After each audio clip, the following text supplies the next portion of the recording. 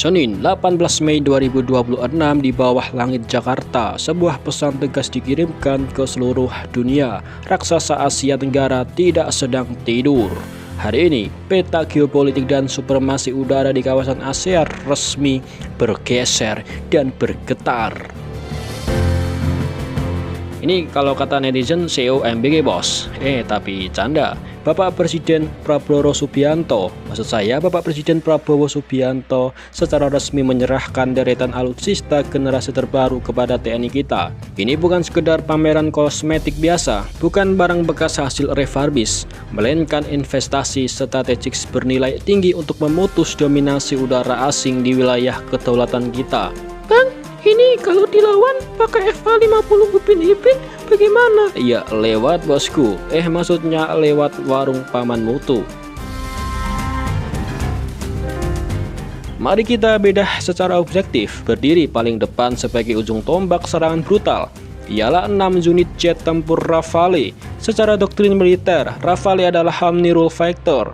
Artinya pesawat ini serba bisa menjalankan misi superioritas udara, serangan darat, hingga pengintaian sekaligus dalam satu misi penerbangan. Tapi yang bikin ngeri bukanlah cuma pesawatnya saja, melainkan gandengannya, taring senjatanya. Rafale kita dibekali dengan rudal meteor, rudal udara ke udara dengan kemampuan no escape zone terbesar di kelasnya. Dan ada sebuah lagi bernama Smart Weapon Hammer. Buat orang awam seperti admin Sukemin ini, apa itu Smart Hammer?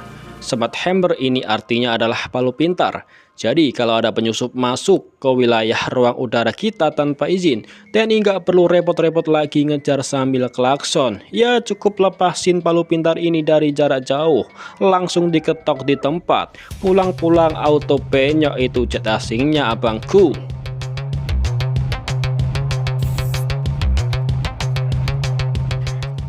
Masuk ke lini pendukung strategis, ada 4 unit Falcon 8X. Tampilannya sih memang klimis, elegan, mirip jet pribadi para sultan. Tapi jangan salah, jangan tertipu dengan casingnya.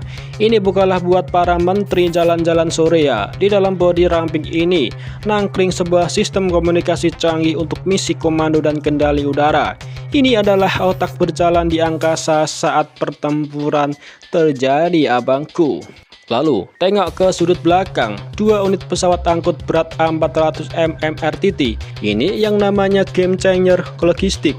Indonesia adalah negara kepulauan, kemampuan mobilitas cepat adalah kunci.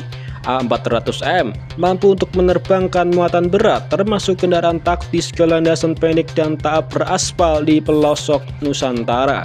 Plus kode MRTT itu artinya pesawat ini berfungsi sebagai multi-role tanker transport. Dia adalah pom bensin terbang. Rafale kita bisa isi bahan bakar di atas awan abangku. Memperluas radius tempur TNI tanpa perlu sering-sering mendarat. Efisiensi taktis tingkat tinggi. Dan inilah benteng tak terlihat kita adalah radar GCI JM403. Alutsista ini berbobot berat secara fungsi. Dia bertugas sebagai ground control interception. Dalam perang modern, siapa yang melihat duluan, dia yang menang. Radar berkelir hijau militer ini punya teknologi digital AESA jenis radar tercanggih saat ini.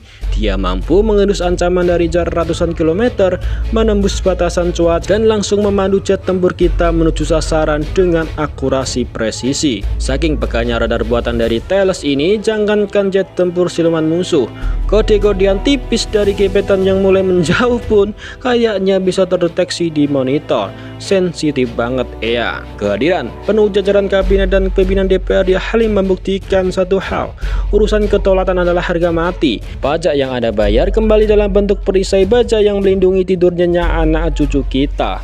Indonesia tidak punya mental menjajah abangku, tapi alutsista baru ini memastikan siapapun yang coba-coba mengganggu kedaulatan NKRI, mereka akan menghadapi badai di langit Nusantara. Bagaimana analisis kalian, Sobat Garuda? Tulis pendapat cerdas dan bangga kalian di kolom komentar. Like, subscribe, dan sebarkan video ini agar dunia tahu bahwa Indonesia telah bangkit. Macan Asia nih bosku, single dong. Saya Bas ganteng sedunia. Canda bos, saya ucapkan merdeka dan terima kasih.